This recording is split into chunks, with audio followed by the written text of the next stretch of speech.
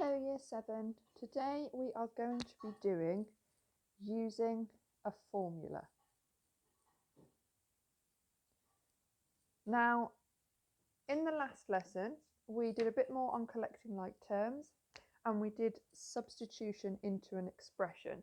So what I want you to do first of all is pause the video please, not yet. I want you to evaluate, that means substitute into and find the value of or the answer to these expressions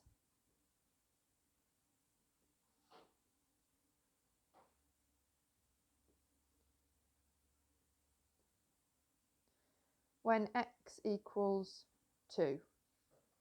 So pause the video please and substitute 2 into each of these expressions.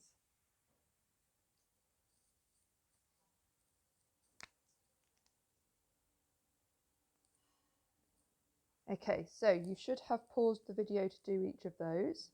For this one, you would get 2 plus 5, which is 7.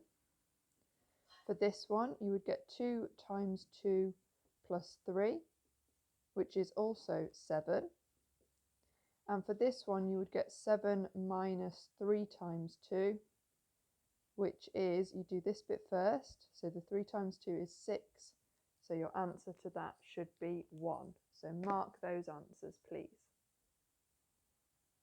When we use a formula, it's very similar to substituting into an expression. So a formula is a type of equation. An equation has an expression and it usually has a subject. So this is an equation.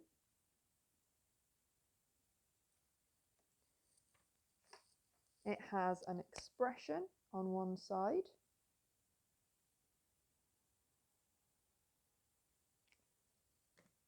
and the subject on the other side.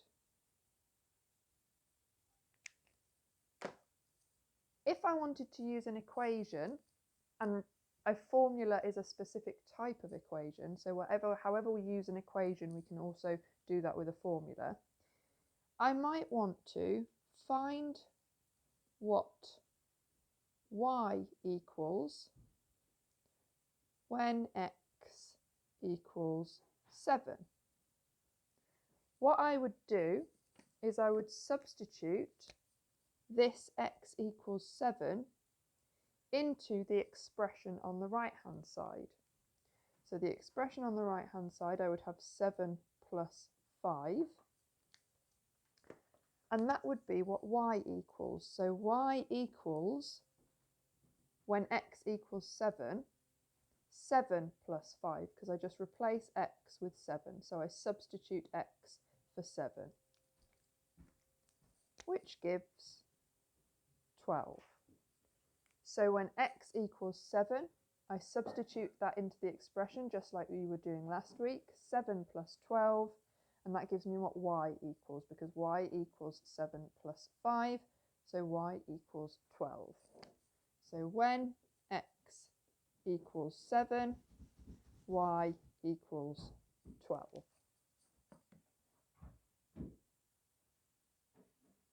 So I want you to have a go at this one now. Y equals 2x minus 3. So y is the subject, 2x minus 3 is the expression, so that is what we're going to substitute into.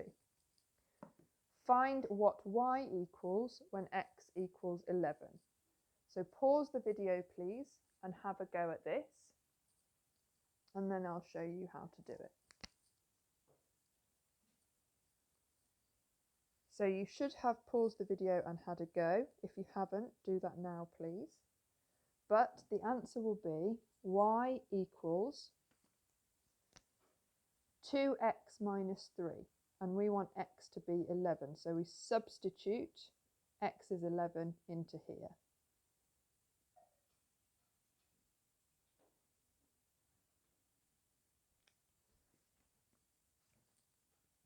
So we have 2 times 11 minus 3, which is 22 minus 3, which is 19.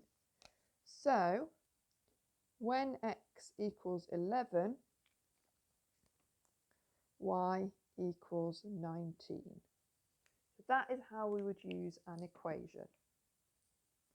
I'm going to show you now how we would use a formula. The only difference between an equation and a formula is that a formula will relate to maybe some specific circumstances. This is just a general equation. It doesn't really represent anything. A formula usually tries to relate to something in real life. So I'm going to do an example now that is the same as the example on the sheet that I've put up on Show My Homework with the questions on it. So Claire is hanging up t-shirts on a washing line. So I'm going to, as you'll be able to tell from this, I'm excellent at art. This is your washing line, and Claire is hanging up some t-shirts. So she hangs up one t-shirt. And to hang it up, she needs to put a peg on each shoulder. So there's your pegs. Now, when she hangs up another t-shirt, she's going to overlap them.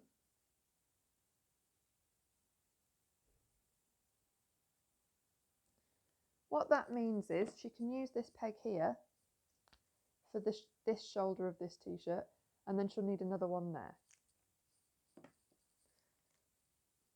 So I'm going to make a little table. When she just had one t-shirt, she had 2 pegs, one for each shoulder. Now there are 2 t-shirts. She's got 3 pegs. If we add another t-shirt, let's add a nice purple t-shirt, shall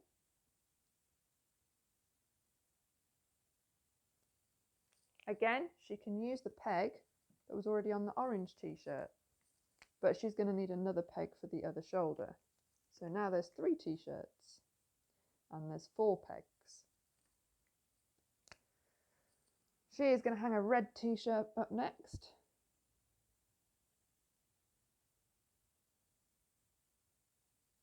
And again, she can use this peg for that shoulder of the t-shirt, but she's going to need another peg there. So there are now 4 t-shirts and 5 pegs.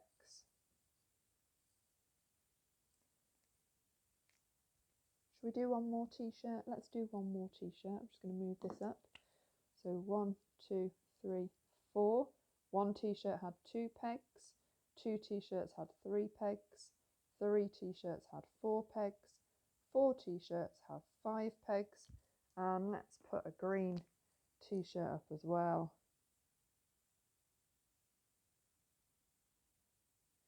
Again, she can use that peg again that's already there, but she'll need one here too. So when there's 5 t-shirts, she has 6 pegs. Now, how could we make a formula out of that? Well, if we have a look, the number of pegs that she needs is always one more than the number of t-shirts. It's always the number of t-shirts plus 1. So the number of pegs is equal to the t-shirts plus 1. And to turn it into a formula, we can just use the first letter of any words that are in the formula. So you can say that P, which is the number of pegs, equals T plus 1. So this, it's an equation, but it is also a formula for how many pegs Claire needs. So as you can see, a formula is an equation, but it just relates to a specific scenario, in this case, hanging up t-shirts on a washing line. And we can use this formula to work out how many pegs Claire will need for different numbers of t-shirts. So we can check our formula first of all. P equals T plus 1. So if there are 5 t-shirts, the number of pegs is T, which is 5 t-shirts, plus 1, which is 6.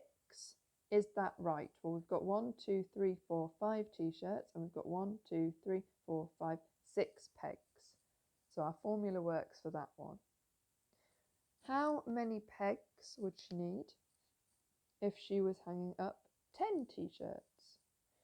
Well, if the number of t-shirts is 10, then we substitute 10 where there's t, and then plus 1. So if Claire was hanging up 10 t-shirts, she would need 11 pegs. I would like you to do question 1 now from the worksheet that I've put up, because it uses this formula. So pause the video and have a go at question 1, and then I'm going to show you how to do this. I have just noticed, however, that in the worksheet, instead of saying t-shirts, they've said shirts.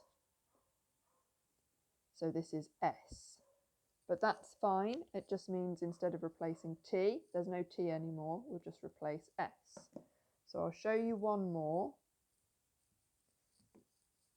If there were 11 t-shirts, so S equals 11, then the number of pegs you would need is replace S with 11 plus 1 equals 12. So for 11 t-shirts, she would need 12 pegs. Right, pause the video there, please, and just have a go at question 1, and then I'm going to go through the answer.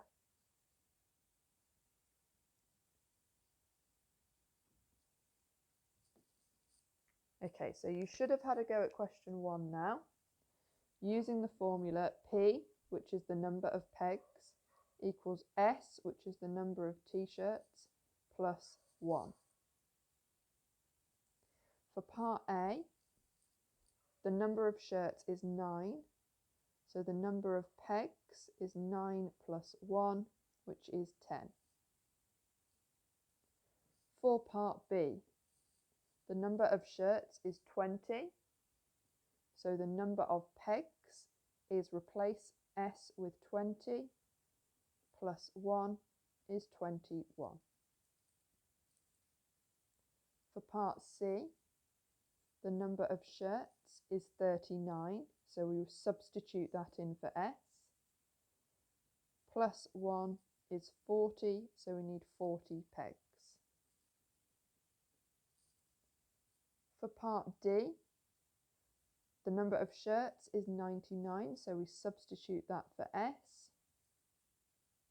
Plus 1 is 100, so we need 100 pegs.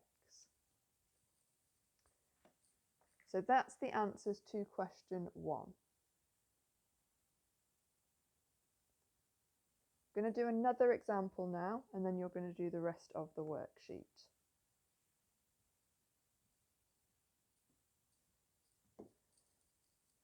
So you know from primary school, hopefully, that there are how many millimetres in 1 centimetre? How many millimetres are there in 1 centimetre?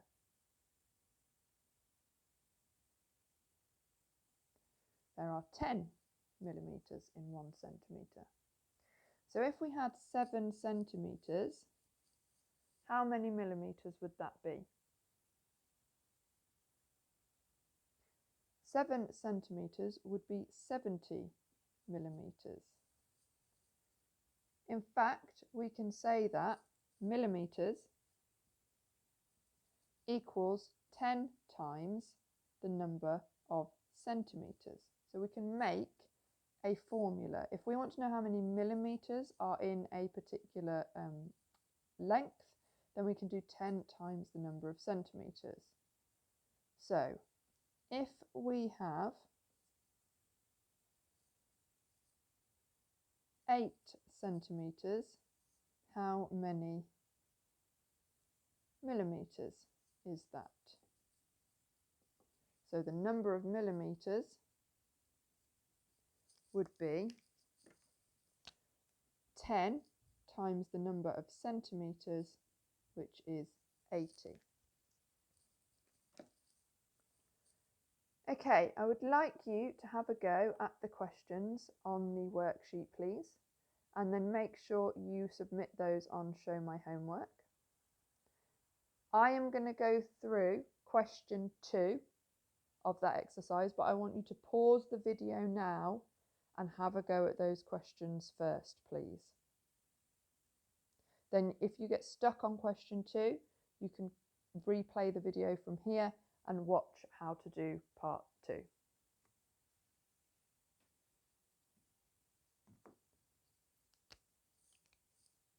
So question 2.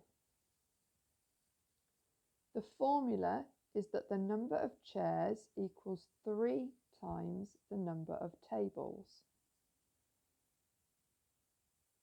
What we need to do then is use the formula to work out the number of chairs needed for different numbers of tables.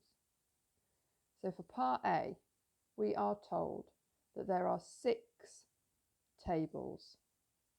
If there are 6 tables, then that means t equals 6, so we're going to substitute t with 6. So that means the number of chairs we need is 3 times number of tables, which is 6, which is 18. So we need 18 chairs for 6 tables.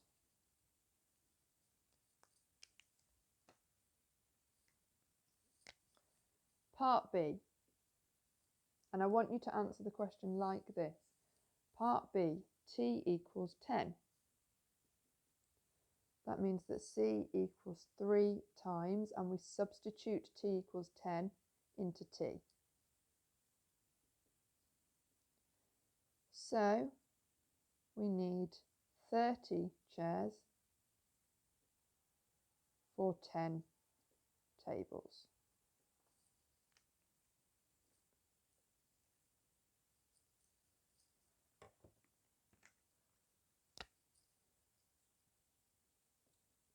Part C, we've got 16, oh sorry, I've written that out wrong.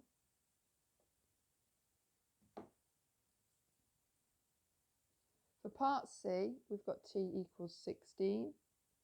That means that c equals 3 times 16, which is 48. So we need 48 chairs for 16 tables. Part D, t equals 20. That means that c, the number of chairs, equals 3 times, substitute that into t. So we need 60 chairs for 20 tables. Part E, t equals 19. That means that c equals 3 times 19. 3 times 19 is 57. So we need 57 chairs for 19 tables. Part F, t equals 12. That means that c equals 3 times 12, which is 36. So we need 36 chairs for 12 tables.